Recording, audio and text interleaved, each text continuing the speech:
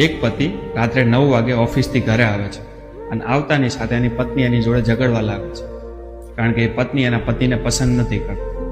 અને પતિ એવું કહે છે કે મને બહુ ભૂખ લાગી છે, મને જમવાનું આપ.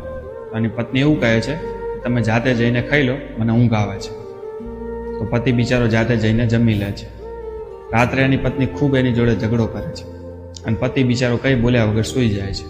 સવાર પડે છે, પતિ બિચારો ફરીથી ઓફિસ જવા નીકળે છે અને આ પત્નીને કહે છે કે મને નાસ્તો તો બનાવી આપ.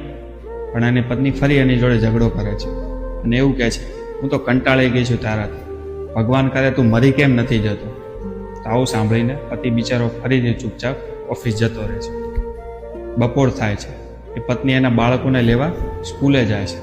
અને જ્યારે બાળકોને લઈને સ્કૂલથી પાછી આવે છે ને ત્યારે એ જોવે છે એના ઘરની આગળ બહુ મોટી ભીડ દેખાય છે. તો આ જોઈને એ પત્ની ગભરાઈ જાય છે અને પાસે જઈને જોવે છે તો એના ઘરની આગળ એના પતિની લાશ પડેલી હોય છે.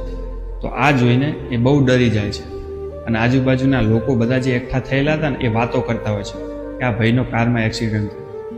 આ સાંભળીને પત્ની જોર જોરથી રડવા લાગે છે અને એવું કહે છે કે તને ભૂખ લાગી હતી ને હું તને જમવાનું બનાવી આપીશ, તું કહે એમ કરીશ, પણ તું ઊભો થા, મારી જોડે વાત કર.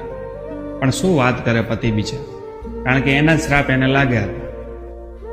એના પતિના ગયા પછી એ પત્નીને આ દુનિયાના અસલી રંગ દેખાવા લાગે, એના પોતાના પણ એનાથી મોઢું ફેરવવા લાગે અને અમુક લોકો તો એને ખોટી રીતે પણ જોઈ રહ્યા. તો આ બધું થયા પછી એની પત્નીને રિયલાઇઝ થયું કે મારો પતિ ગમે તેવો હતો પણ સારો હતો. તો મારે એટલું જ કહેવું છે કે પતિ ભલે ગમે એવો હોય પણ એ સ્ત્રીના માથાનો તાજ હોય છે. તમારું શું કહેવું છે આના વિશે? કોમેન્ટ ચોક્કસથી કરજો અને આ વિડીયો ગમ્યો હોય તો શેર જરૂર કરજો.